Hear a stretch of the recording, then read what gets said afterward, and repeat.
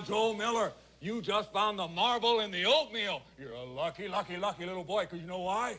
You get to drink from the fire hose! So, you used to watch VH1's I Love the 80s? Okay, Weird Al Yankovic, prepare yourself. Because you can't get enough 1989, because you're still trying to make water chip cookies. Admit it! This is THR's I Ate the 80s.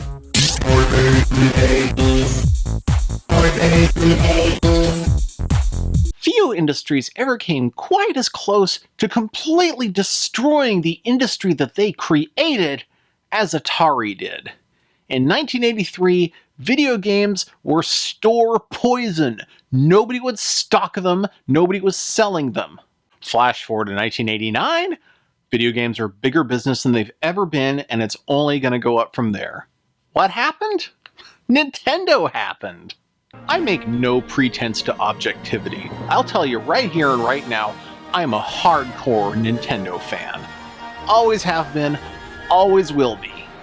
It's stunning to me that some people feel like they have to defend why they like Nintendo games. That's like defending why you like cake. Now, I could say something really inflammatory to get me lots of comments, like, the worst mainline Mario game is better than the best mainline Sonic game.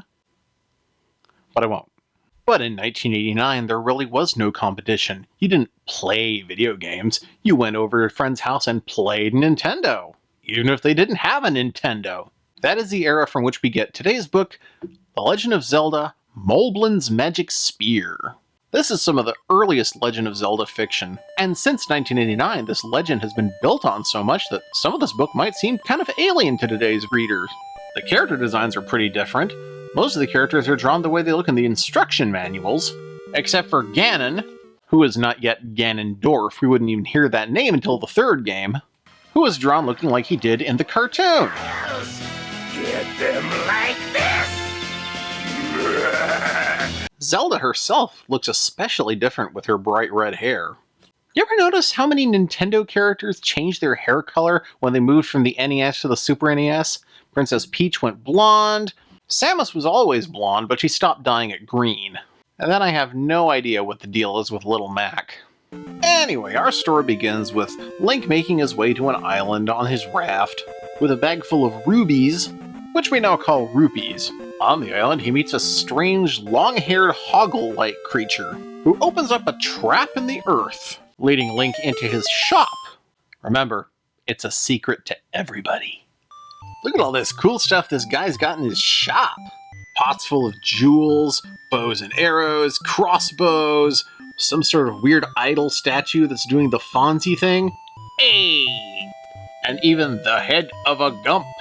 The odd creature came down a secret staircase. He greeted Link by saying, Welcome to my store, customer. I am a humble merchant, and my trap is the only way I can get customers into my out-of-the-way shop. The guy's a weirdo, but he clearly means well, so Link buys a bomb, just one bomb oddly enough, and a new shield.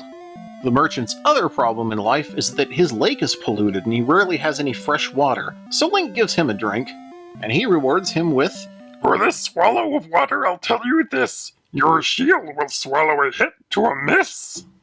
swallow a hit to a miss? What, the shield could turn the Avengers into Ishtar? Then we skip a few days to a time when Link is in rather dire peril. He's surrounded by weird monsters. A lot of these monsters seem kind of emaciated though, so I can see why they'd be looking for an easy meal of adventurer. But the real danger here is Moblin.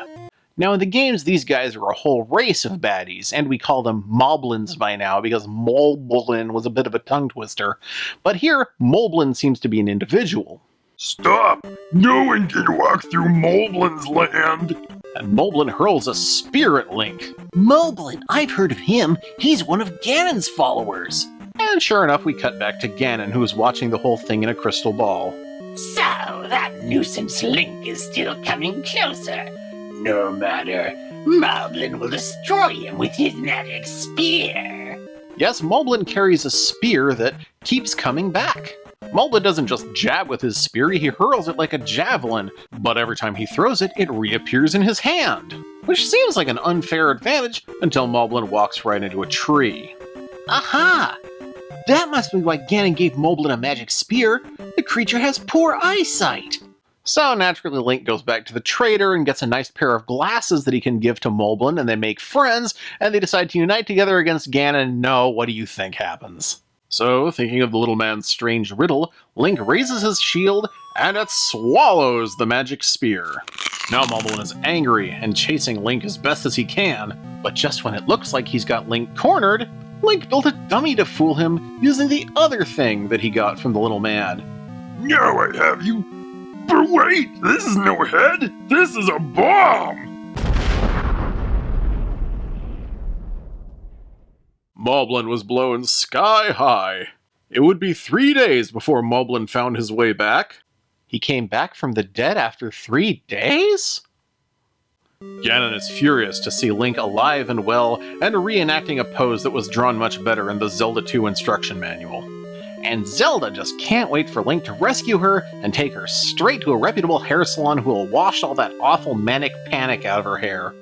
So that was the state of Zelda books in 1989. But would you like to read one from 1985? From the year Super Mario Bros. Came out, before The Legend of Zelda was even on shelves? I've got one right here. See, there's Link. There's Link holding up his sword, and oh, it's the Black Cauldron, gotcha! Apart from the presence of a fortune-telling pig, it's pretty amazing that you could just change the names in this to make a Zelda story out of it. You have a character who looks just like Link, except his name is Taran, presumably short for Tarantula. And then there's a floating magical bubble that gives off hints. Hey, listen! And there's a princess, only her name isn't Zelda, it's... Alien Wee Wee? Her name's Zelda. Anyway, and then of all the things you didn't expect to see from Zelda, they meet an annoying older man who dresses in poncy outfits, and his name is... Watch out! What the